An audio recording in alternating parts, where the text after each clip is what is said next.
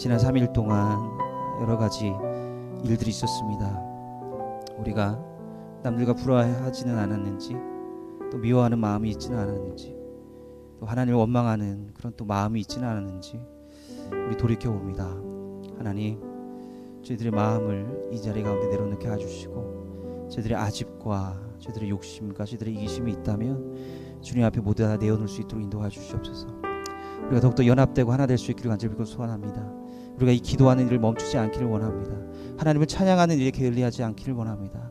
주님, 우리들의 마음을 붙잡아 주시고 이곳에 모인 한 심령 가운데 주님께서 인도하 주시고 성령의 기름 부으심으로 함께하여 주시길 원합니다. 이 시간 우리 사사기 말씀을 통하여서 우리에게 은혜 주실 우리 담임 목사님 위해서 함께 기도합니다. 주님, 영육간의 강건함을 붙들어 주시고 붙잡아 주시고 아버지 성령님의 기름 부으심이 언제나 넘칠 수 있게 해주시며 우리 담임 목사님 입을 통해서 하나님의 말씀을 전하실 때에 정말 우리의 삶이 변화되고 우리의 마음이 변화되고 우리가 깊이 회개하는 놀라운 역사가 앞으로 계속해서 일어날 수 있도록 주님 도와주시고 인도하여 주시옵소서. 이 시간을 온전히 주님 앞에 드립니다. 하나님, 시종 주관하여 주시옵소서. 예수님의 이름으로 감사하며 기도드립니다. 아멘. 오늘 주신 하나님의 말씀은 사사기 4장 1절에서 10절까지의 말씀입니다.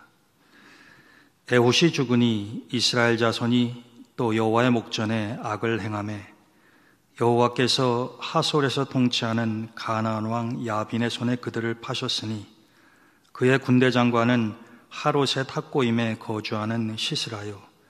야빈 왕은 철병거 900대가 있어 20년 동안 이스라엘 자손을 심히 학대했으므로 이스라엘 자손이 여호와께 부르짖었더라. 그때에 랍비돗의 아내 여선지자 드보라가 이스라엘의 사사가 되었는데 그는 에브라임 산지 라마와 베델 사이 드보라의 종려나무 아래에 거주하였고 이스라엘 자손은 그에게 나아가 재판을 받더라. 드보라가 사람을 보내어 아비노함의 아들 바락을 납달리 게데스서 불러다가 그에게 이르되 이스라엘의 하나님 여호와께서 이같이 명령하지 아니하셨느냐? 너는 납달리 자손과 스불론 자손 10,000명을 거느리고 다볼산으로 가라. 내가 야빈의 군대 장관 시스라와 그의 병거들과 그의 무리를 기손강으로 이끌어 내게 이르게 하고 그를 내 손에 넘겨주리라 하셨느니라. 바락이 그에게 이르되 만일 당신이 나와 함께 가면 내가 가려니와 만일 당신이 나와 함께 가지 아니하면 나도 가지 아니하겠노라 하니 이르되 내가 반드시 너와 함께 가리라. 그러나 내가 이번에 가는 길에서는 영광을 얻지 못하리니 이는 여호와께서 시스라를 여인의 손에 파실 것임이니라 하고 드보라가 일어나 바락과 함께 게데스로 가니라. 바락이 스불론과 납달리를 게데스로 부르니 10,000명이 그를 따라 올라가고 드보라도 그와 함께 올라가니라. 아멘. 할렐루야. 오늘 수요 오전 예배 참석하신 여러분들 주님의 이름으로 환영합니다. 또 일찍 오셔서 합심해서 기도해 주신 우리 수가동 중보기도팀에도 감사를 드립니다. 여러분들이 앞으로 수요 오전 예배가 잘 정착해 나갈 수 있도록 또 보다 많은 성도분들이 참석해서 하나님께 예배드리고 은혜 받는 귀한 시간이 되도록 기도해 주시면 좋겠습니다. 오전에 드리는 이 예배는 또 저녁에도 영상으로 다시 시청하실 수가 있습니다. 오전 예배 참석하지 못하시는 분들은 영상을 통해서라도 수요 예배를 하나님께 꼭 드리시기를 당부드립니다. 우리 수가동 중보기도팀 문자 발송해 드렸습니다마는 이번 금요일에 예정된 수가성 가평 기도회는 연기하도록 하겠습니다. 여러분들 아시는 것처럼 가평 지역에 펜션 매물 사고도 있고 계속 중부지방에 비가 많이 오기 때문에 내일 교역자들이 비가 오지 않으면 우리 체포의 상황이 어떤지 가서 보고 오려고 생각을 하는데 아마 가는 길도 좀 만만치 않으리라고 생각을 합니다. 피해가 없기를 바라는데 여러분들 안전을 위해서 장마가 끝나고 난 후에 다시 수가성 가평 가는 날짜를 잡도록 하겠습니다. 그러나 여러분들이 채플에 가시든 가시지 않든 항상 기도하는 것은 멈추지 말아 주시기를 바랍니다. 여러분들이 하루에 시간을 정해서 하시는 개인기도 시간, 또 이 수요 예배 전후에 하나님께 하시는 기도, 이런 것들은 꼭 지켜주시기를 바랍니다. 우리가 지난 3주 동안 사사기를 통해서 은혜를 받고 있는데 앞으로 사사기 강의를 계속해 나가겠습니다만 오늘은 네 번째 시간입니다. 오늘은 이 사사기에 등장하는 12명의 사사 가운데 유일한 여자 사사인 드보라에 관한 것입니다. 우리가 지난 3주 동안 살펴보았던 사사에 대한 것을 다시 한번 정리해 보면 첫 번째 사사는 온니엘이었습니다. 갈렙의 조카이자 사위였었던 온니엘, 그가 메소포타미아 왕의 손에서 이스라엘 백성들을 구원하였습니다. 두 번째 사사가 에훗이었습니다. 그는 왼손잡이라고 하는 약점이 있었음에도 불구하고 모압 왕 에글론의 손에서 이스라엘 백성들을 구해내서 80년 동안 평안한 삶을 살게 해 주었던 고마운 사사였습니다. 우리가 지난주에는 딱 한 절만 언급되는 사사 삼갈에 대해서 살펴보았습니다. 사실 이 삼갈이라고 하는 인물에 대해서는 우리가 성경에서 자세하게 기록이 되어 있지 않기 때문에 알 수는 없지만 에훗의 뒤를 이어서 사사가 되었던 사람입니다. 삼갈이 사사로 있었던 기간이 얼마나 되는지조차 우리는 알지 못하지만 그는 소를 모는 막대기 하나를 가지고서 블레셋 사람 600여 명을 물리치고 또 이스라엘 백성들에게 평안을 가져다 주었던 그런 사사였습니다. 제가 지난 시간에 삼갈에 대해서 말씀을 하면서 어떤 사사, 예를 들어서 우리가 다음 주에 볼 기드온이라든가 또 마지막으로 등장하는 삼손 사사 같은 경우는 이야기들이 그래도 꽤 많이 기록이 되어 있어요. 삼갈과 같은 사람은 한 줄밖에는 언급이 되어 있지 않습니다. 그러나 어떤 인물에 대한 이야기가 많고 적음이 유명한 인사냐 그렇지 않으냐 하는 것이 사사의 중요성을 판단하는 기준이 아니라고 분명히 말씀을 드렸습니다. 한때는 학자들이 이 12명의 사사를 대사사 그리고 소사사로 구별을 하는 적이 있었다 말씀드렸습니다. 선지자들도 대선지자, 소선지자 이렇게 구별하는 적도 있었는데 이거는 성경적인 구별은 아니라고 생각을 합니다. 왜냐하면 에레미야가 하박국보다 더 훌륭한 선지자라고 누가 이야기합니까? 이사야가 미가 선지자보다 더 훌륭한 선지자라고 누가 이야기를 할 수 있단 말입니까? 이사야서는 66장이나 되죠. 근데 미가서 몇 장 되지 않습니다. 하박국 3장에 불과해요. 그러나 에레미야는 50장이 넘습니다. 성경에 많이 기록되어 있고 또 널리 이름이 알려졌다고 해서 그 사람이 과연 하나님 앞에서도 그렇게 유명한 인사며 하나님이 그렇게 대소를 구별하는 것이냐? 결단코 그렇지 않다는 것입니다. 사사나 선지자나 다 하나님이 어떤 특정한 때에 하나님께서 가지고 계신 그 목적을 이루기 위해서 불러서 썼던 종들에 불과하다라고 하는 것입니다. 그렇기 때문에 우리는 성경을 통해서 이 올바른 진리를 깨닫는 것이 중요하다라고 하는 것입니다. 이 세상적인 가치관을 도입하면 안 된다라고 하는 거죠. 교회도 큰 교회가 있고 작은 교회가 있을 수 있습니다.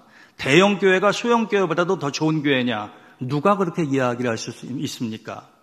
아주 교만한 생각이죠. 성도수가 많으면 훌륭한 목사님이고 성도수가 적어도 신실하게 누구도 가려고 하지 않는 시골교회에서 평생을 몇 명의 양들을 돌보면서 하나님의 뜻을 이루어가는 목자가 과연 작은 목자냐라고 하는 것입니다. 그런 것은 지극히 세상적인 기준으로 판단을 하는 경우가 많은데 그것은 하나님 나라와는 아무 상관이 없다라고 하는 것입니다. 그러면서 제가 세례 요한의 말씀 분명히 드렸습니다. 주님께서 사람들을 판단하는 기준이 무엇일까? 주님은 분명히 세례 요한이 여인 난자 중에 가장 큰 자라 그랬는데 세상적인 기준으로 보면 가당치도 않은 이야기입니다. 세례 요한이 변변히 내세울 게 뭐가 있습니까?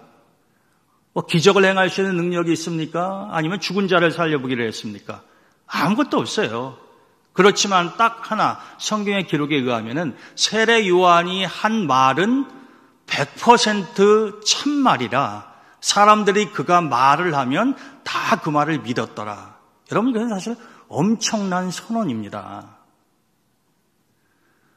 세례 요한이 말할 때마다 저 사람이 다른 것은 몰라도 기적 하나 변변히 행해본 적도 없고 병자를 치료한 일도 없었지만 저 사람의 말은 100% 진리니 믿을만하다. 여러분 요즘 우리는 참 믿기 어려운 세상에 살아가고 있잖아요. 큰 일을 한다고 나서는 사람은 많을지 모르겠지만은 정말로 진실성이 결여된 사람들 온 세상에 널려 있지 않습니까? 어찌 보면 2000년 전 주님이 세례 요한을 통해서 우리에게 보여주신 말씀은요, 오늘 이 사회에 필요한 이야기인 것 같아요. 세례 요한은 세상적으로 드러낼 만한 아무 것이 없습니다. 그러나 그는 하나님의 말씀에 사로잡힌 진리만을 선포를 했고 사람들이 그걸 인정했다라고 하는 거죠. 그것이 주님에 의하면 바로 하나님이 사람을 평가하고 판단하는 기준이다라고 하는 겁니다. 우리는 이것을 명심해야 된다라고 하는 거죠. 주님 말씀하셨잖아요. 어떤 사람이 주님의 이름으로 기적을 행하고 병자들도 고치고 죽은 사람도 살렸는데 나중에 주님 앞에 딱 서니 주님이 뭐라 말씀하셨다는 겁니까? 내가 너를 알지 못하니 나에게서 멀리 떠나가라, 이 불법을 행한 자들아. 여러분, 이 말씀이 괜히 있는 말씀이 아니라고 생각을 합니다. 사람들은 하나님이 진정으로 기뻐하시고 원하시는 것이 무엇인지를 착각하고 잘못할 수가 있다라고 하는 거죠. 하나님은 그분의 이름으로 병자도 고치고 귀신도 쫓아내고 아주 큰 일을 하는 것, 나쁠 것은 없겠습니다마는 그것이 본질이 아니다라는 말씀입니다.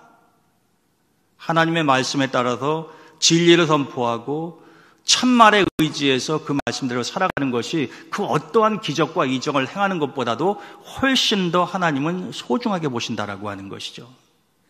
여러분, 사사들도 다 다릅니다. 그러나 이 사사들이 유명하든 유명하지 않든 오랫동안 사사 역할을 했든 아니면 몇 년을 했든 그것이 중요한 것이 아니라 하나님은 그 시대에 하나님의 뜻을 이루기 위해서 그 사사가 필요했던 것이란 말입니다.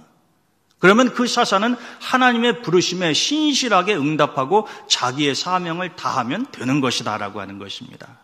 이게 우리가 사사기를 통해서 꼭 명심해야 될 가르침 중에 하나입니다. 오늘은 우리가 드보라를 볼 텐데요. 여러분, 드보라는 유일하게 여자 사사라고 제가 말씀을 드렸습니다. 이 드보라는 하나님께 사사로 부르심을 받기 이전에 여선지자로 되어 있어요. 그래서 이미 이스라엘 백성들이 재판받을 일이 있으면 이 드보라에게 나와서 재판을 받기도 했다. 아주 무명인은 아니다라고 하는 거죠. 이스라엘 사회에서 어느 정도 선지자로서 인정받는 여인이었다라고 하는 것입니다. 가정주부예요. 남편이 랍비돗 아닙니까? 근데 하나님께서 가정도 있고 또 선지자로서 봉사를 하고 있었던 이 드보라를 이제는 이스라엘 민족 전체의 이 공동체의 지도자로 세우신 거죠. 사사로 부르셨다라고 하는 것입니다. 여러분, 제가 사사는 그냥 지난주에 말씀할 때 에훗이 죽고 난 다음에 삼가리 사사가 되잖아요. 그래서 3장 마지막 절에 에훗 후에는 삼갈 얘기가 나옵니다. 근데 이 에훗 후에는 제발 다른 사사 이야기가 없는 것이 가장 좋다 말씀드렸습니다. 왜 그래요? 하나님이 왜 사사를 계속 세우셔야만 했습니까? 이스라엘 백성들이 어떤 한 사사를 통해서 하나님이 베풀어 주시는 구원의 은혜를 잊지 않고 우상을 숭배하지 않으면 하나님 말씀대로 살면은 하나님이 그들을 이방 민족의 손에 붙일 일이 없는데 계속해서 반복한다는 거죠. 나라와 왕의 이름만 바뀌면서 계속해서 이스라엘 백성들은 고난의 연속입니다. 어찌 보면 참 멍청하고 어리석어요. 12번을 그렇게 반복한다는 건 아닙니까? 사사가 12명 나오니까요.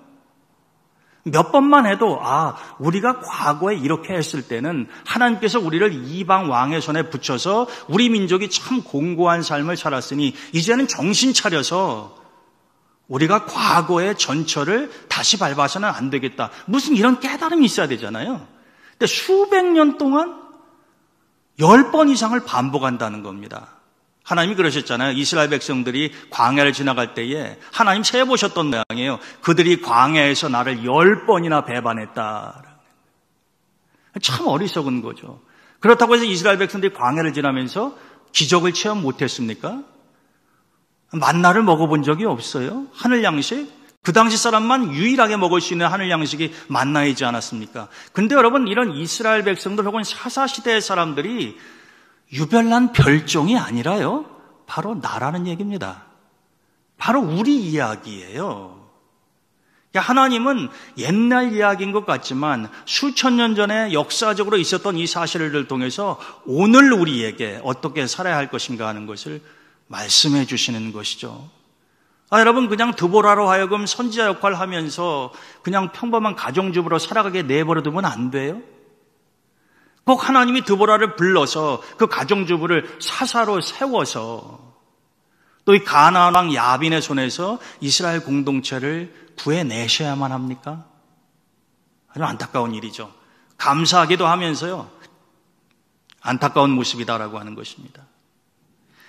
근데 어찌되었든 그것이 이스라엘 백성들의 역사 속에 있었던 이야기인데, 이제 삼갈 이후에 이제 가나안 왕 야빈이 다시 이스라엘 공동체를 20년 동안이나 압제를 했습니다. 꽤 긴 시간이었죠. 그러니까 또 고통 가운데 부르짖었어요. 하나님 살려주십시오. 하나님 구원해 주십시오. 하나님 도와주십시오. 그러면 하나님 마음이 약하셔서요, 내버려 두질 못하시는 거죠. 어떻게 자식이 죽겠다고 소리 지르는데 부모가 모른 척 합니까? 내가 다시는 안 도와줘, 그 녀석. 괘씸한 녀석. 그러다가도 어때요? 마음이 약해지잖아요. 근데 그 마음 약해지는 부모의 마음, 하나님의 마음을 그렇게 악용하면 됩니까? 그것도 한두 번이지. 근데 이스라엘 백성들은 계속 그런 모습이란 말이죠. 근데 이번에도 예외 없이 부르짖으니까요, 20년 동안 압제를 당했으니 얼마나 그 삶이 곤고했겠습니까? 그래서 하나님이 이번에는 드보라를 부르셨어요. 왜 드보라를 부르셨을까요? 12명 사사 중에 오직 유일하게 여자 사사인데, 여러분, 이것은 여러 가지 의미가 있습니다만 하나님의 일을 하는데 남녀 구별이 필요 없다라는 이야기입니다. 이 당시만 하더라도 압도적으로 남성 위주의 사회였죠. 지금도 우리 사회를 보면은 남성 위주가 강하지 않습니까? 국회의원 수를 봐도 그렇고 대학 교수의 수를 보아도 그렇고 남자들이 압도적으로 많습니다. 인구는 남자가 압도적으로 많지 않은데도 불구하고 말입니다. 그게 오랫동안 인류와 성경의 역사 속에서 진행되셨던 일이잖아요. 어떤 사람은 그렇게 생각했을는지도 모릅니다. 아니, 어떻게 하나님이 이스라엘에 남자가 없어서 여자를 사사로 세우시나? 이스라엘에 남자가 없어서 여자를 사사로 세우신 것이 결단코 아니겠죠. 하나님의 일을 하는 데 있어서는 남녀의 구별이 무의미하다라고 하는 것입니다. 여자 사사가, 그게 드보라가 되었든 누가 되었든 남자 사사보다 그 시대에 하나님의 부르심에 응답하여서 사사 역할을 잘 감당할 수 있다고 한다면 남녀의 구별이 무슨 의미가 있냐, 이런 이야기입니다. 그것을 하나님은 이 드보라를 통해서 우리에게 보여주시는 것이죠. 이 하나님이 하시는 일은요, 사실 우리가 다 헤아릴 수가 없습니다. 그래서 선지자 이사야는 이것을 오래전에 이야기했잖아요. 이사야 55장 8절과 9절에 보면은 이렇게 이야기합니다. 하나님의 말씀을 이사야가 전하는 거죠. 여호와의 말씀에 내 생각은, 즉 나 여호와의 생각은 너희 생각과 다르다.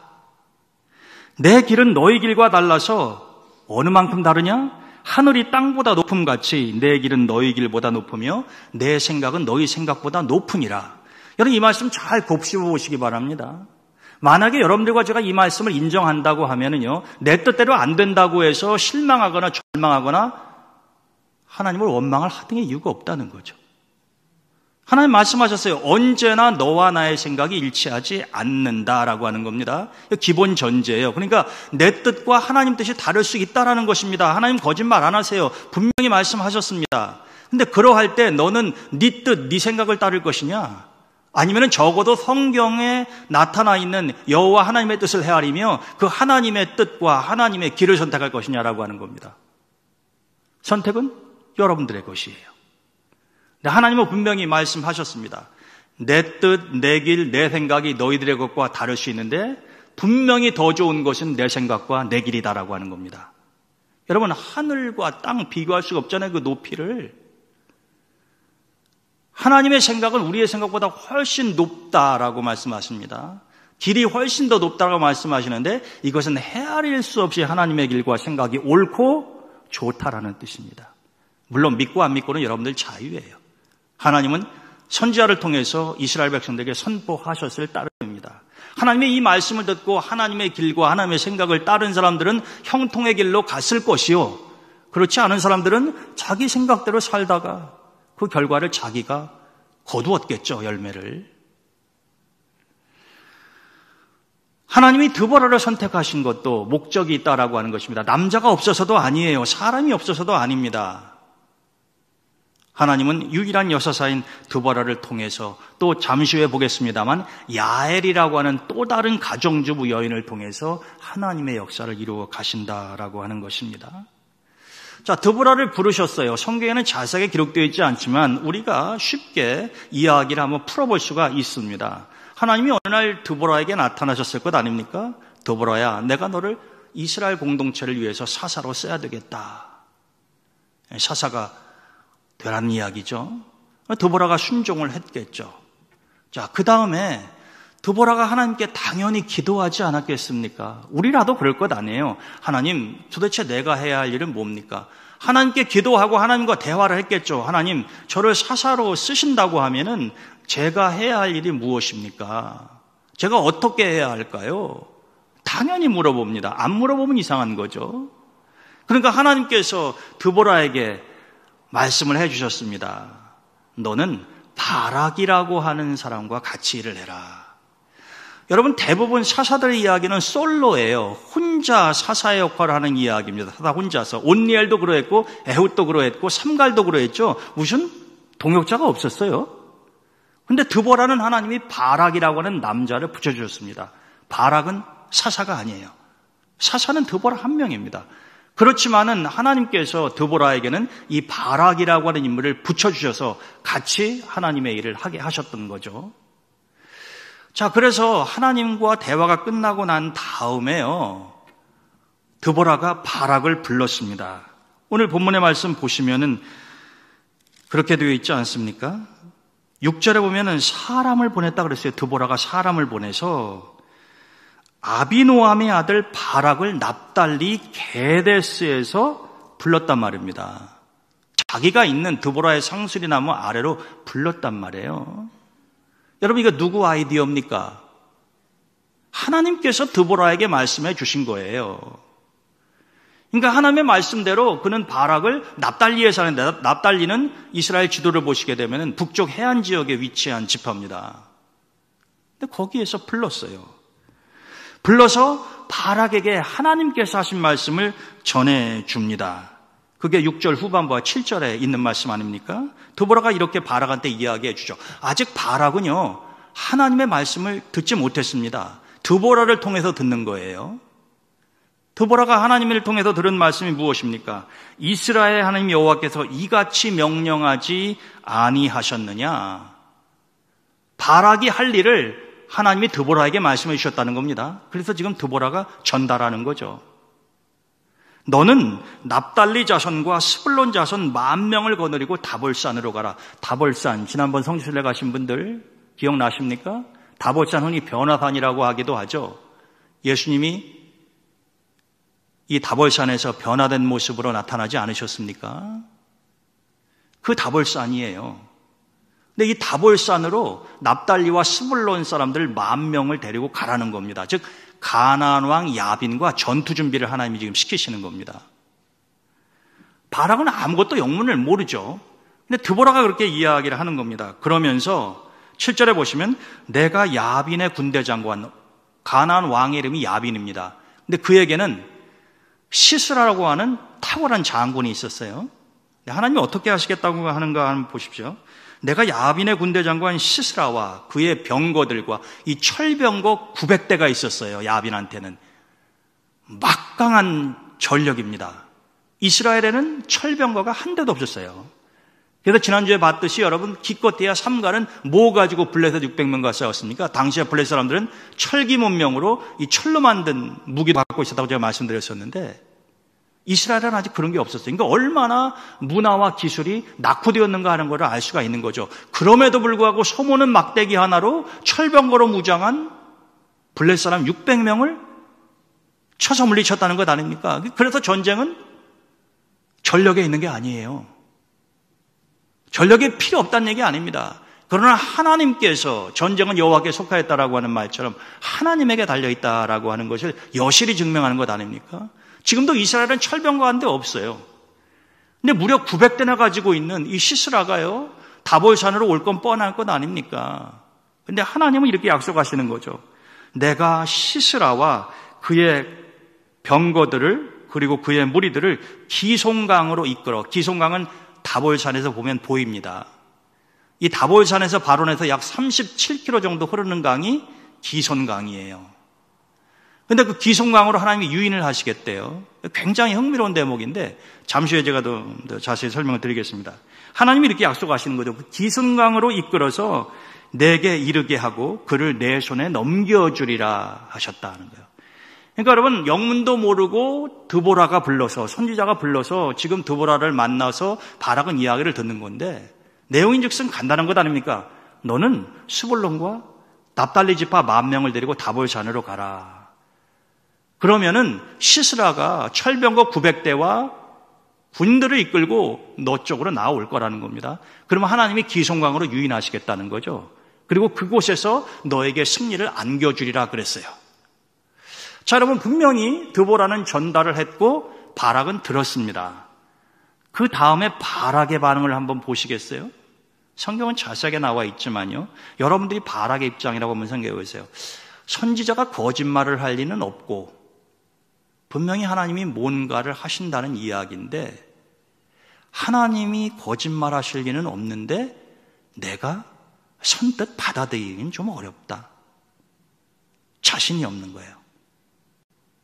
하나님이 분명히 기순강에서 시스라를 내 손에 붙이시겠다, 즉 전쟁에서 승리하게 해주겠다라고 하는 약속의 말씀 아닙니까? 그런데 바락은 할렐루야 아멘 하면서 납달리와 스불론 사람 10,000명을 데리고 바로 다볼산으로 올라가지 않습니다. 한 가지 조건을 내세우죠. 드보라한테. 알겠습니다. 제가 그렇게 하긴 하겠는데 한 가지 저하고 약조해 주실 일이 있습니다. 그게 뭐냐면 당신께서 나와 함께 가야 됩니다. 왜 여러분 바락이 이런 제안을 하는 것일까요? 바락은 직접 하나님의 음성을 들은 사람이 아니고 하나님의 부르심을 받은 사람이 아닙니다. 그런데 자기 혼자서 다볼산에 10,000명의 사람들을 데리고 가서 싸운다라고 하는 것이 바락은 영 불안한 겁니다. 그래서 사사인 드보라를 데리고 가면 전쟁에서 승리하게 해주겠다고 약속하신 분이 하나님이시고 그 말씀을 드보라에게 하셨으니 내가 드보라와 함께 가면, 아니 이번에는 드보라가 같이 따라가 주는 거죠. 바락이 요청하니까 좀 안심이 된다 이 말입니다. 여러분, 이 바락의 생각이 뭐 사악하거나 죄된 것은 아니에요. 그러나 하나님의 말씀만을 분명하게 확신하지 못하는 모습은 뚜렷이 나타나는 거죠. 아, 하나님이 그렇게 말씀하셨습니까? 알겠습니다. 그러면 제가 그렇게 준비를 하죠. 전쟁은 여호와께 속한 것이라 하셨으니 하나님이 그런 약속을 하셨으면 제가 승리하겠네요. 이러고 가면 되잖아요. 드보라한테 구태여 당신이 나와 같이 다볼산까지 가주시겠습니까? 이런 요청할 필요 없다는 거예요. 여러분, 드보라도 느꼈겠죠. 아, 이 친구가 내가 하나님 말씀을 전했어도 아직 확신을 못하는 것 같다. 드보라가 어떻게 합니까? 기꺼이 내가 동행해 주겠다 그러죠. 다 같이 갔어요. 결과 10절 이후에 보게 되면 싸움이 일어납니다. 그래서 이 기송강가에서 싸움을 해서 하나님이 말씀하신 것처럼 바락이 대승을 거두죠. 시스라는 어떻게 되는가? 도망가다가요, 헤벨의 아내 야엘이라고 하는 사람 집에 숨어 들어갔다가 거기에서 이 관자놀이에 이 말뚝이 박혀서 죽습니다. 좀 끔찍하지만 야엘이 그렇게 죽이는 거예요. 그래서 여러분, 이 사사 드보라에 대한 이야기는 이 사사기 4장과 5장 두 장에 등장을 하는데 주인공이 두 여자입니다. 바로 사사 드보라와 이 헤벨의 아내인 시스라를 죽인 야엘이라고 하는 여인이란 말이에요. 이거는 사사기에서 유일무이합니다. 즉 하나님의 부르심을 받은 이 여인 2명이, 하나님께 쓰임받은 이 여인 2명이 가나안 왕 야빈과 시스라를 물리치고 이스라엘 백성들을 압자해서 건져내는데 지대한 공을 세운 유일한 이야기예요. 여러분, 이게 우리에게 무엇을 가르쳐 줍니까? 하나님이 몇천 년 전에 이렇게 여자 사사를 쓰셨으면 오늘날도 마찬가지다라고 하는 거죠. 앞으로도 그러하고요. 하나님이 부르셨냐 부르시지 않았느냐 하는 것이 중요한 것이지, 하나님이 쓰기를 원하느냐 원치 않느냐 하는 것이 중요한 것이지 남녀가 구별이 중요한 게 아니다라고 하는 겁니다. 이게 특별히 여러분, 이 남존 여비 사상에 찌들고 물들은 지금 많이 세상에 바뀌었습니다만 아직까지도 남아 있어요. 우리의 의식 가운데. 근데 하나님의 나라에서는 통용되지 않는 가치관이자 생각이라는 것입니다. 하나님은 그런 거 없어요. 자, 여러분, 그렇게 바락이 요청을 하니까요, 드보라가 따라가 주겠다고 약속을 하면서 이런 이야기를 합니다. 이게 참 뼈아픈 것인데요. 내가 반드시 너와 함께 가기는 하겠지만 9절에 보면은 내가 이번 싸움에서 영광을 얻지는 못할 것이다 이랬어요. 그러면서 하나님이 시스라를 한 여인의 손에 넘기실 것이다. 여러분, 지금 바락은 이게 무슨 얘기인지도 모릅니다. 나중에 조금 전에 설명드린 것처럼 이 시스라가 전쟁에 패해가지고 싸움에서 져서 도망갈 때 야엘이라고 하는 여인의 집으로 도망을 갔는데 야엘에 의해서 죽는단 말입니다. 그러니까 여러분, 적군의 장군을 죽인 야엘은 당연히 이스라엘 공동체의 영웅이 됐던 것 아닙니까? 사실은 이 영광을 누가 받게끔 하나님이 원래 계획하신 거예요? 바락 아닙니까? 하나님이 그러셨잖아요. 드보라를 통해서 내가 시스라를 내 손에 붙일 것이다. 그러니까 여러분, 그냥 기송강에 가서 이 납달리와 스불론 사람들 10,000명과 함께 전쟁을 했으면은 이미 전쟁의 승패는 결정되어 있는 거예요. 하나님이 이기게 해주시겠다고 그랬으니까. 그러면은 바락이 시스라의 목을 치는 것입니다. 그러면 그 영광이 바락에게 돌아가는 거죠. 근데 시스라를 죽이는 영광은 드보라가 얘기했던 것처럼 그래, 이번 전투에서 승리는 하겠으나 그 최후의 영광은 너한테는 안 들어간다 이 말입니다. 여러분, 이것은 단지 한 전쟁 이야기에 그치는 것이 아니라요, 우리에게 아주 중요한 것을 시사하는 것입니다. 내가 아니어도 하나님의 일을 할 사람은 있어요. 내가 아니어도 하나님이 쓰실 수 있는 사람은 많습니다. 그런데 하나님이 왜 구태여 나를 지정해서 부르시는 걸까? 그것이 나에게 은혜와 복이 되게 하기 위함입니다. 바락은 그 기회를 놓쳤다는 거죠. 근데 이런 진리를 깨닫지 못하는 사람은요, 신앙생활하면서도 항상 뻗댕깁니다. 자기가 잘난 줄 알아요. 내가 아니면 하나님이 꼼짝달싹 못하는 걸로 생각을 해요. 내가 아니면 잘 굴러가나 한번 봐라. 이게 위대한 착각입니다. 어리석은 오해예요. 여러분, 말씀 한마디로 온 세상을 창조하신 하나님이 그까지 먼지 같은 나 하나 없다고 해서 그분의 일을 못하실 분 같습니까? 사람이 없이도 모든 일을 하실 수 있는 하나님은 그 하나님의 사역에 동참하는 사람에게 복을 주시기 위해서 부르시는 거예요. 근데 이것을 어리석어서요, 바락처럼 그냥 쳐버립니다. 믿음이 부족해서 그런 거죠. 확신이 서지를 않고 뭔가 불안하니까 하나님 말씀을 붙잡지 못하는 거다 이 말입니다. 우리는 바락과 같은 실수를 종종 범한다라고 하는 것입니다. 그러면서 때로는 교만해지기까지 하죠. 내가 없으면 아무것도 안 되는 것처럼. 나 아니면 뭔가 되는가 봐라. 여러분, 그것이 하나님 앞에 얼마나 교만한 모습입니까? 결국 하나님 말씀하신 것처럼, 드보라가 이야기한 것처럼 이 전쟁의 최후 영광은 야헬이라고 하는 여인에게 돌아가고 말았다라고 하는 것입니다. 안타까운 일이죠. 그러나 우리는 바락의 전철을 밟아서는 안 된다라고 하는 것입니다.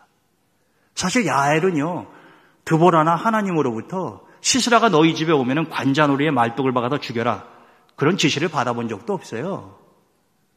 그거는 야헬 스스로가 한 것입니다. 야헬이 여러분 가정주부지만 돌아가는 상황을 알고 있다라는 겁니다. 그래서 이스라엘 공동체를 위해서 시스라가 시스라를 죽이는 그 일을 한 것 아닙니까? 그렇게 해서 야헬은요, 드보라나 혹은 하나님이 직접 지시하신 바가 없음에도 불구하고 놀라운 영광의 자리에 올라가게 되는 것 아닙니까? 이 사사기 5장 여러분 보시면 이게 드보라의 승리의 노래인데요, 여기 보면 그런 이야기들이 자세히 기록이 되어 있어요. 자, 그런데 4장 본문에는 나오지 않는 것이지만 5장 드보라의 노래에 가게 되면은요, 도대체 하나님이 이 시스라의 군대를 기송강으로 유인하셔서 거기에서 승리를 얻게 하시겠다고 그랬는데 이게 어떻게 가능한 것일까? 여러분, 이스라엘 성지순례 가신 분들은 우리 가이드를 통해서 혹은 김 목사님을 통해서 설명 잘 들으셨겠습니다만은 이스라엘은요, 요단강처럼 그냥 1년 내내 물이 흐르는 그런 강 거의 없습니다. 이 기송강도 마찬가지예요.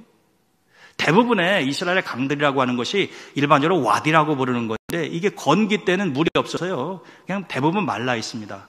근데 우기 때 혹은 비가 많이 오거나 그러면은 급격하게 물이 불어나가지고 이게 강처럼 흘러가는 거죠. 그게 이스라엘의 지리적인 특성이다 이 말입니다.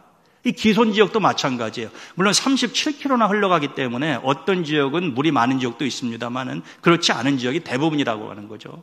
기후가 그러해요.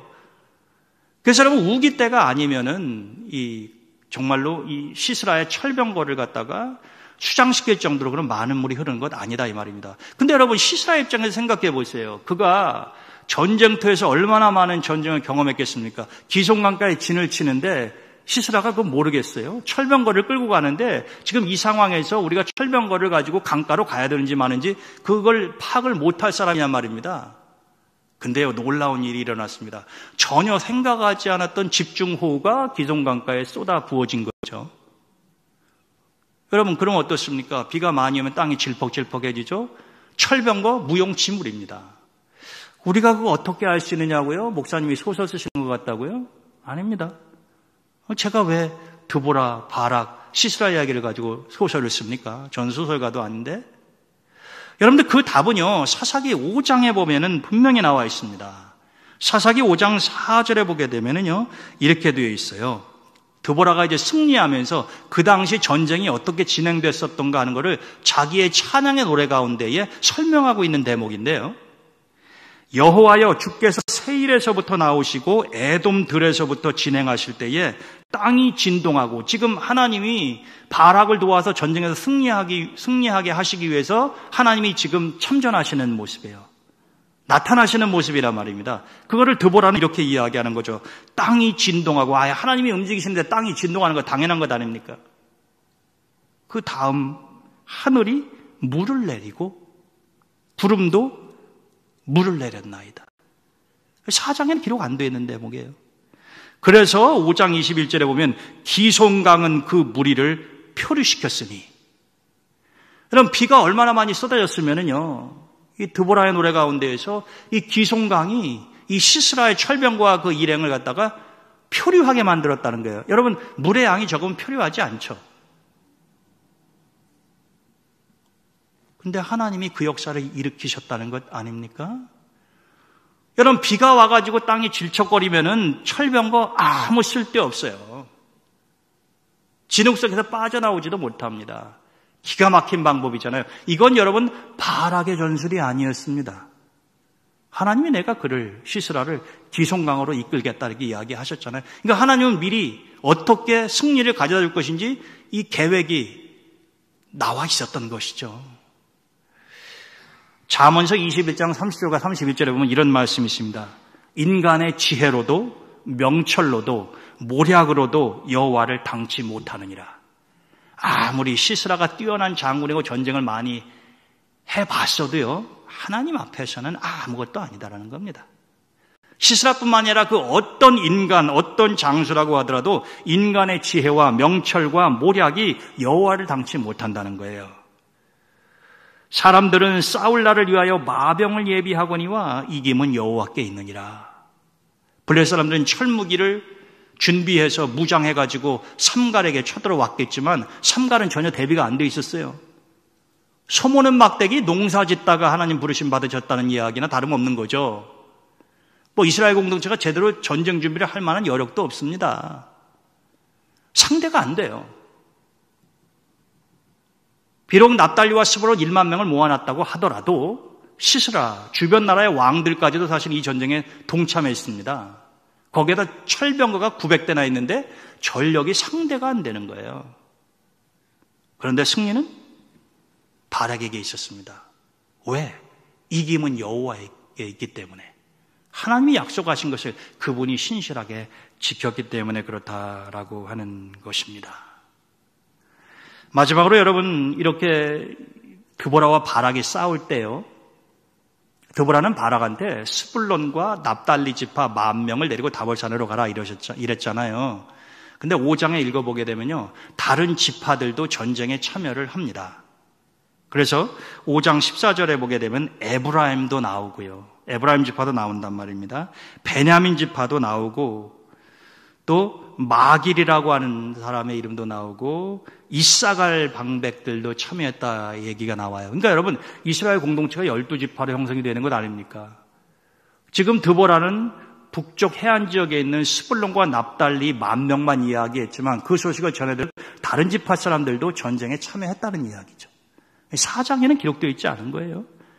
5장에 드보라가 승전보를 알리면서 그 얘기를 언급하지 않습니까? 근데 참 믿기 어려운 사실은요, 공동체가 그런 위기에 처해 있잖아요. 그러면은 스불론과 납달리 지파 사람들이 주된 역할을 하더라도 왜 하나님이 그렇게 지정해서 부르셨습니까? 다른 지파들도 힘을 모아야 될 것 아닙니까?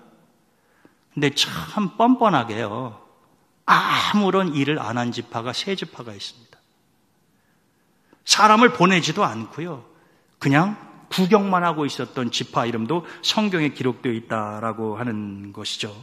사사기 5장 17절에 보면 이렇게 드보라가 질책하듯이 이야기합니다. 그때 우리가 힘을 모아서 시스라와 싸울 때 길르앗은 요단강 저편에 거주하며 다는 배에 머무름이 어찌 됨이뇨.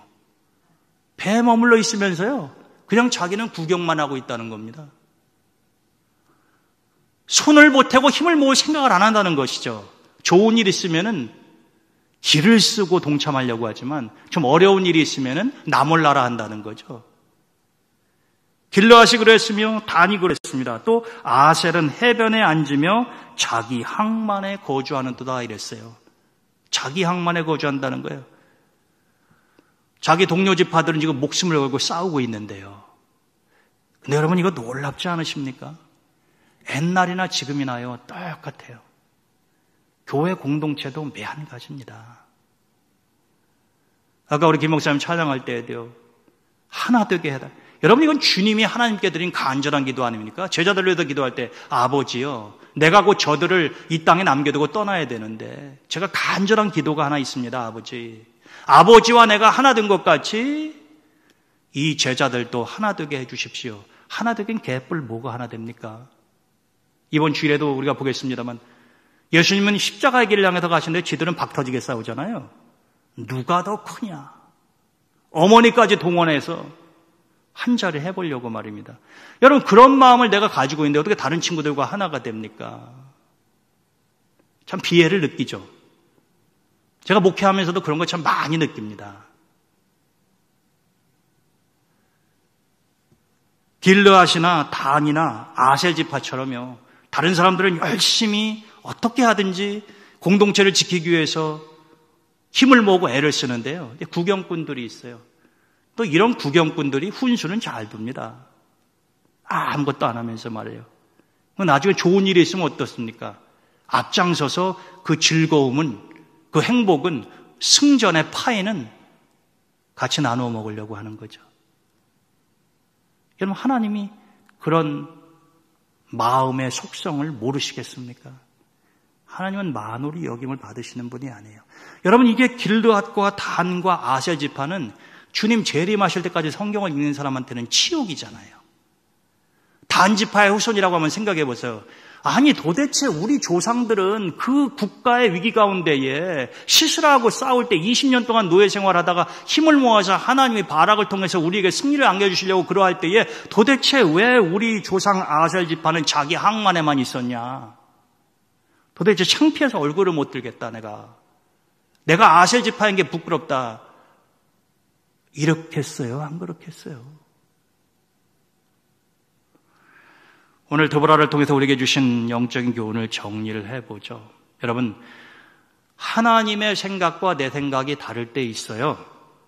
그러할 때 지혜로운 사람은 하나님의 뜻을 헤아리면서 내 생각을 내려놓는다라고 하는 것입니다. 하나님의 일에는 남녀의 구별이 없어요. 어떤 위기 상황 가운데서도 승리는 여호와를 의지하는 자에게 있습니다. 왜? 승리는 하나님에게 있는 것이기 때문에. 그게 큰 전쟁이든 작은 전쟁이든 말입니다. 공동체가 위기에 어려움에 처했을 때는 같이 힘을 모으는 것이 신앙인의 올바른 자세입니다. 이스라엘 백성들은 안타깝게도 드보라 시대에 그렇지 않은 무리들이 있었다라고 하는 것이죠. 그러므로 그들은 수치를 당하지 않습니다. 마지막으로요, 하나님께서 약속하신 것은 철저하게 신뢰하시기 바랍니다. 그렇지 않으면 여러분들이 누릴 영광을 빼앗기게 되어 있어요. 마치 바락이 시스라를 죽임으로 그가 영광을 받을 수 있는 기회를 야엘에게 넘겨버리는 어리석음을 벌한 것과 마찬가지다라고 하는 것입니다. 오늘도 여러분들 주님 전에 나와서도 영상으로 예배 드리시는 분들, 사사 드보라와 바락의 이야기를 통해서 우리에게 주시는 하나님의 귀한 진리를 가슴에 담고 승리하시는 축복된 삶을 살아가시기를 주님의 이름으로 축원드립니다. 우리 들으신 말씀 우리 기억하시면서 찬송가 357장 우리 함께 찬송하시고 담임 목사님 축도해 주시겠습니다.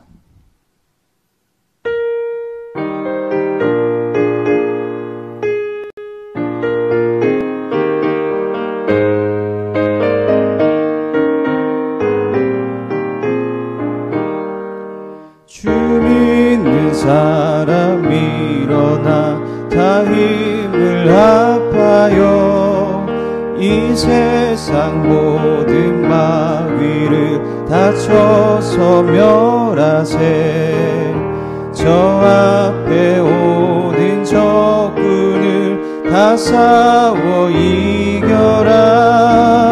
주 예수 믿는 힘으로 온 세상 이기네. 믿음이 이기네. 믿음이 이기네. 주 예수를 믿음이 온 세상 이기네.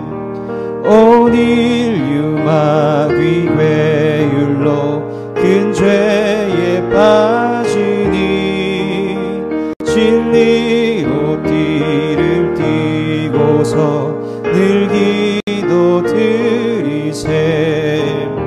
참 믿고 의지하면서 겁없이 나갈 때 주 예수 믿는 힘으로 온 세상 이기네. 믿음이 이기네. 믿음이 이기네. 주 예수를 믿음이 온 세상 이기네. 끝까지 이긴 자에게 흰 옷을 입히고 또 영생 복을 주시니 참 기쁜 일일세. 이 어두운 세상 지나서 저 천성 가도록 주 예수 믿는 힘으로 온 세상 이기네. 믿음이 이기네. 믿음이 이기네. 주 예수를 믿음이 온 세상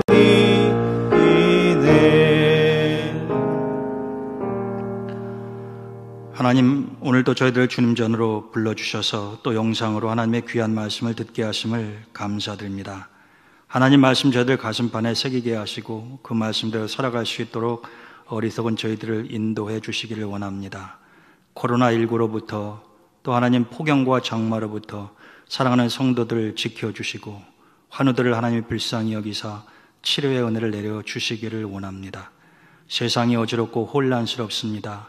교회가 신앙의 무게중심을 잃지 않고 빛과 소금의 역할을 온전히 감당할 수 있게 하시고 특별히 우리 자녀들의 삶을 하나님이 주장하사 선한 길로 인도해 주시옵소서. 이제는 우리 주님 예수 그리스도의 크신 은혜와 하나님 아버지의 영원하신 사랑과 성령님의 지키시고 보호하시고 승리하게 하심이 사랑 우리 동대원의 모든 가족들 위해 함께 하시기를 간절히 축원드립니다. 아멘.